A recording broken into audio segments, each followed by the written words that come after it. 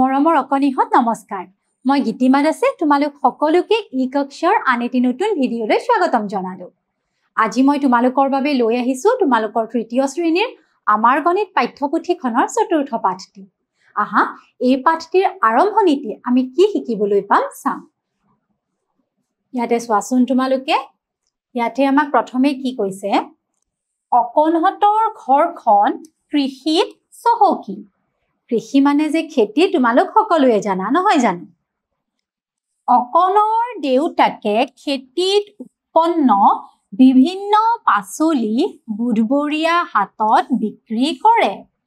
অকণে দেউতাকক পাচলি গোটোৱা কামত সহযোগ কৰে।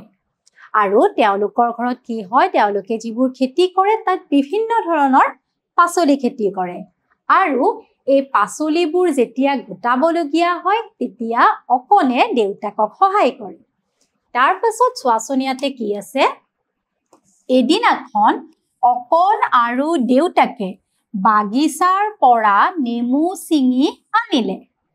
দেউতাকে 12টা আৰু অকণে 14টা নেমু আনিলে।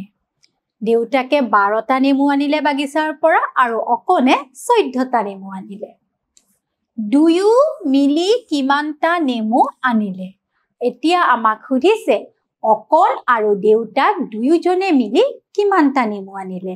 আহাচোন আমি চাওঁ কেনেদৰে আমি কৰিব পাৰো। ইয়াতে চোৱাচোন, ইয়াতে প্ৰথমে কৈছে অকণে সংখ্যা ৰেখাৰ সহায়ত এনেদৰে কৰিলে। অকণে কি কৰিছে, সংখ্যা ৰেখাৰ সহায়ত কেনেদৰে তেওঁলোকৰ মুঠ কিমান নেমু হ'ল সংখ্যা ৰেখাৰ সহায়ত কেনেদৰে কৰিলে আমি চাওঁ। দেউতাকে আনিছিলে 12টা নেমু নহয় জানো। তাৰ পাছত অকণে আনিছিলে কেইটা নেমু? 14টা। সেইবাবে অকণে 12ৰ পৰা এনেদৰে 14 ঘৰ আগুৱাই গৈছে। চোৱাচোন তোমালোকে, 1 2 3 4 5 6 7 8 9 10 11 12 13 14। এঘৰ এঘৰকে আগুৱাই যোৱা বাবে ওপৰত 1 লিখা হৈ আছে। আৰু তেনেদৰে 14 ঘৰ আগুৱাই গৈ কিমান পালে? 2 10 6 26। তাৰ মানে অকণ আৰু দেউতাকে মিলি মুঠ 26টা নেমু আনিলে। তাৰ পাছত দেউতাকে এনেদৰে কৰিলে। আকৌ দেউতাকে কেনেদৰে যোগ কৰিছে চোৱাচোন। দেউতাকে 12টা নেমু আনিছিল নহয়। তাৰ পাছত দেউতাকে কি কৰিছে, 10 ঘৰ গৈছে একেলগে সংখ্যা ৰেখাত। চোৱা তোমালোকে, 1 2 3 4 5 6 7 8 9 10 22লৈকে তেওঁ আহিলে। তেওঁ নেমু আনিছিলে 14টা। 1 10 4 14। গতিকে প্ৰথমে তেওঁ 10 ঘৰ আগুৱালে আৰু তাৰ পাছত এঘৰ এঘৰকৈ তেওঁ 4 ঘৰ আগুৱাই গ'ল। তেতিয়াও কিমান পালে?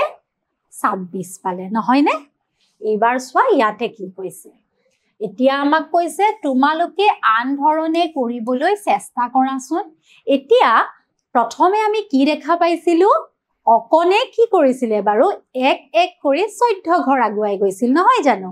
আৰু দেউতাকে প্ৰথমে 10 ঘৰ আগুৱাই গ'ল আৰু তাৰ পাছত এঘৰ এঘৰ কৰি 4 ঘৰ আগুৱাই গ'ল। এতিয়া এই 12 আৰু 14 যোগ কৰিলে কিমান পাম? সংখ্যা ৰেখাৰ সহায়ত আমি আন ধৰণেৰে কৰিম। কেনেদৰে কৰিম চোৱা তোমালোকে। প্ৰথমে দেউতাকে 12 আনিছিল নহয়, গতিকে এইটো হ'ল 12। এতিয়া 14 ঘৰ যাবৰ কাৰণে আমি কি কৰিব পাৰো? প্ৰথমে আমি 7 ঘৰ আগুৱাই গ'লো। 7 ঘৰ আগুৱাই গ'লে আমি কি পাম চোৱাচোন। 1 2 3 4 5 6 7। গতিকে আমি আহিলো 19লৈ। এতিয়া আৰু থাকিল কিমান? 14ৰ পৰা 7 গ'ল নহয়, আকৌ 7 থাকিল। গতিকে এইবাৰ আমি 19ৰ পৰা আকৌ 7 ঘৰ আগুৱাই যাম। তেতিয়া আমি কি পাম চোৱা, 1 2 3 4 5 6 7। 19ৰ পৰা আকৌ আমি 7 ঘৰ আগুৱাই যাওঁতে কিমান পালো? 26 পালো। আমি প্ৰথমে ইয়াতে 7 ঘৰ আগুৱাই গৈছো, আকৌ ইয়াতেও আমি এনেধৰণেৰে 7 ঘৰ আগুৱাই গৈছো। বুজিব পাৰিলা নহয় কেনেদৰে কৰিলো? আহা ইয়াৰ পাছত কি আছে। ইয়াতে এইবাৰ চোৱা কি কৈছে। ইয়াত কৈছে আমি স্থানীয় মানৰ সহায়তো যোগ কৰিব পাৰো। ইয়াৰ আগতে আমি সংখ্যা ৰেখাৰ সহায়ত যোগ কৰিলো নহয় জানো কিন্তু আমি স্থানীয় মানৰ সহায়তো যোগ কৰিব পাৰো নহয় নে গতিকে চোৱাচোন স্থানীয় মানৰ সহায়ত যোগ কৰোতে কেনেদৰে কৰিব পাৰিছো এককৰ ঘৰত আছে 2 আৰু 4 2 আৰু 4 যোগ কৰি হল 6 আৰু দহকৰ ঘৰত আছে 1 আৰু 1 মানে 1 10 আৰু 1 10 1 10 আৰু 1 10 যোগ কৰি পালো 2 10 মুঠতে কিমান হল 2 10 6 26 বুজিব পাৰিলা নহয় এতিয়া স্থানীয় মানৰ সহায়ত কেনেদৰে যোগ কৰে তাৰ পাছত চোৱাচোন কি আছে এতিয়া এইখিনি আমি কৰিম চোৱা ইয়াতে এইটো হল 8 আৰু এইটো 1 8 আৰু 1 যোগ কৰিলে কিমান হ'ব তোমালোক সকলোৰে নিশ্চয় যোগ নেউতাখন মনত ৰৈছে নহয় নে 8 এ 1 হ'ব 9 আৰু 4 এ 2 এ 6 তাৰ পাছত চোৱা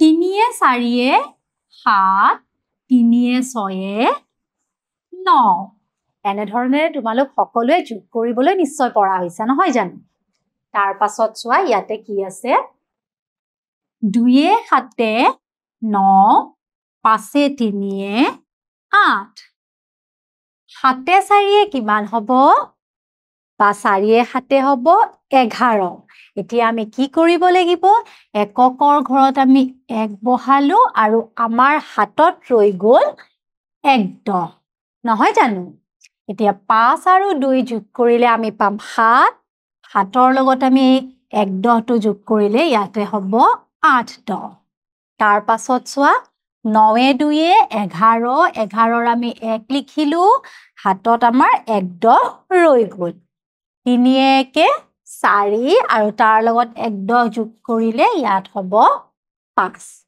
তাৰ পাছত চোৱা ইয়াতে 5 এ 8 এ 13ৰ 3 হাতত ৰল আমাৰ 1 2 এ 3 এ 5 5 এ 1 6 তাৰ পিছত চোৱা এবাৰ কি কৈছে ইয়াতে এবাৰ আমাক কি কৈছে অনুমান কৰো আহা জুইখলা বাকচ এটাত কেইডাল কাঠি থাকে অনুমান কৰি কোৱা এতিয়া জুইখলাৰ বাকচ এটাত কেইডাল মান কাঠি থাকে তোমালোকে এটা অনুমান কৰিবা আৰু অনুমান কৰি তোমালোকে কবা তাৰ পাছত কৈছে এতিয়া গণনা কৰি কাঠিৰ সংখ্যা খালি ঠাইত লিখা তাৰ পাছত তোমালোকে কি কৰিব লাগিব প্ৰথমতে তোমালোকে জুইখলাৰ বাকচটোত কিমানডাল কাঠি থাকে অনুমান কৰিবা তাৰ পাছত তোমালোকে জুইখলাৰ বাকচ এটা লৈ তাত কিমানডাল কাঠি আছে গণনা কৰিবা আৰু গণনা কৰি এই খালি ঠাইখিনিত লিখিবা এতিয়া কৈছে তুমি গণনা কৰি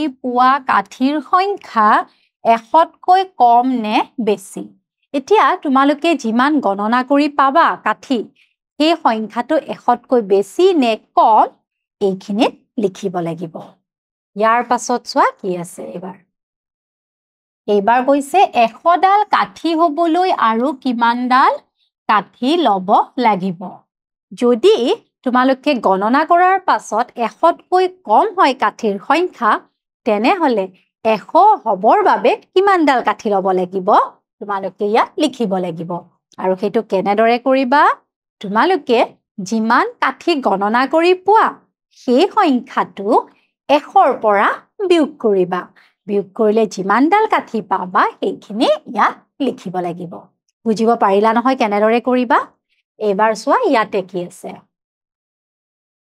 তুমি এমুঠি বুট লোৱা আৰু মুঠিটোত কেইটা বুট থাকিব পাৰে অনুমান কৰি লিখা প্ৰথমে তোমালোকে কি কৰিবা এমুঠি এনেদৰে হাতেৰে বুট লবা আৰু তোমালোকৰ অকমানি মুঠিটোত কিমান বুট থাকিব পাৰে অনুমান কৰিবা অনুমান কৰি ইয়াতে খালি জায়গাখিনিত লিখিবা এতিয়া গণনা কৰি বুটৰ সংখ্যা লিখা প্ৰথমে তোমালোকে অনুমান কৰিবা আৰু তাৰ পাছত তোমালোকৰ অকমানি মুঠিটো খুলি তাত কিমান বুট আছে গণনা কৰি ইয়াতে লিখিবা তুমি গণনা কৰি পোৱা বুটৰ সংখ্যা 100তকৈ কম নে বেছি এতিয়া তোমালোকে গণনা কৰি যিমান বুট পাবা সেইখিনি 100তকৈ বেছি নে কম এই খালি জায়গাখিনিত লিখিব লাগিব এইখিনিলৈ সকলোৱে বুজিব পাৰিলা নহয় তেনেহলে আজিলৈ এই অংশটি মই ইমানতে সমাপ্ত কৰিছো মই আকৌ আহিম তোমালোকৰ মাজলৈ এই পাঠটিৰ আন এটি অংশলৈ ধন্যবাদ